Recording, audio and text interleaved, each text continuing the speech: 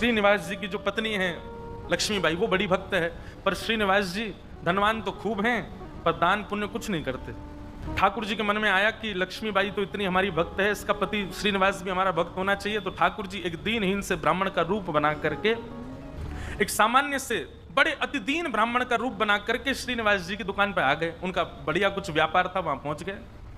श्रीनिवास जी बोले, कहिए विप्र देवता, क्या सहायता करें आपकी? बोले, देखिए आप तो नगर सेठ हैं, आप पर तो इतना धन है, आपका तो इतना बड़ा व्यापार है, मेरे बालक का जनेऊ संस्कार यज्ञोपवीत होना है, इस पर ज्यादा धन नहीं है। यदि आप मेरी थोड़ी सी सहायता कर देंगे तो मैं अपने पुत्र का जनेऊ संस्कार कर दूंगा। श्रीनिवास जी ने मन में विचार किया, बोले कि आज इसकी सहायता कर दी तो कल कहेगा बेटे का ब्याह है, उसके लिए कर दो, फिर उसमें कर दूंगा, कहेगा बेटे के बेटा हुआ, उसमें सहायता कर दो। ये लगा ही रहेगा, एक बार सहायता कर दूंगा तो हमेशा के लिए इसके द्वार खुल जाएंगे, आता ही रहेगा कुछ ना कुछ मांगने। श्रीनिवास ने कह दिया, आज मैं बहुत व्यस्त हूं, आप कल आ जाना। जैसी आ गया।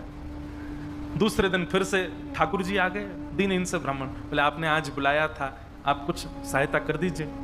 अब वो अपना काम वाम इधर उधर करने लगा, दिखाने ऐसे लगा कि बहुत व्यस्त है। श्रीनिवास जी फिर बोले, आप कल आइएगा, मैं आज भी बहुत व्यस्त हूं, मैं कल आपसे मिलूंगा। ठाकुर जी बड़े दीनहीन, बड़े सरल, जैसी आ गया, मैं कल आ जाऊंगा। तीसरे दिन फिर ठाकुर जी आ गए। श्रीनिवास बोला, ये तो रोज आ जाता है, क्या करूं इसका? श्रीनिवास जी ने बाहर कुछ 2-3 बालक बैठा दिए, बोले जैसे ही ब्राह्मण आता देखे मुझे बता देना, मैं कहीं भाग जाऊंगा, मैं मिलूंगा ही नहीं इसको। रोज कल कल कल करते करते 3 महीने बीत गए। अब तो ऐसी स्थिति हो गई कि जैसे ही ब्राह्मण आता दिखता, श्रीनिवास कहीं से भाग जाता और सबको ये बोल देता, इसको बोल देना है ही नहीं, चले गए कहीं बाहर। कब आएंगे? बोले 2 महीना बाद आएंगे। 2 महीना की तो छुट्टी मिले।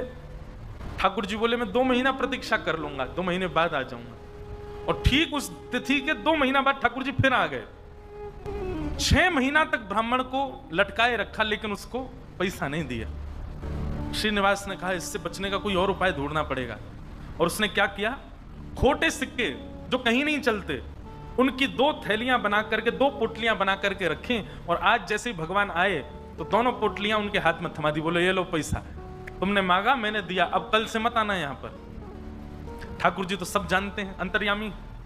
भगवान ने जैसे ही देखा, कहा, बोले ये तो खोटे सिक्के हैं, ये तो कहीं चलेंगे ही नहीं, इनका तो कोई प्रयोग ही नहीं होगा। बोले, देखो बात हुई थी धन देने की, धन मैंने दे दिया, अब खोटा दूं अच्छा दूं ये मेरे ऊपर है। तुम मंगता हो, मैं दानी हूं, मैं चाहे जो दूं, तुम मना नहीं कर सकते, लेके जाओ इनको। ठाकुर जी बोले, कृपा तो इस पर मुझे करनी है, चाहे जो हो जाए। ठाकुर जी चुपचाप श्रीनिवास के घर पहुंच गए।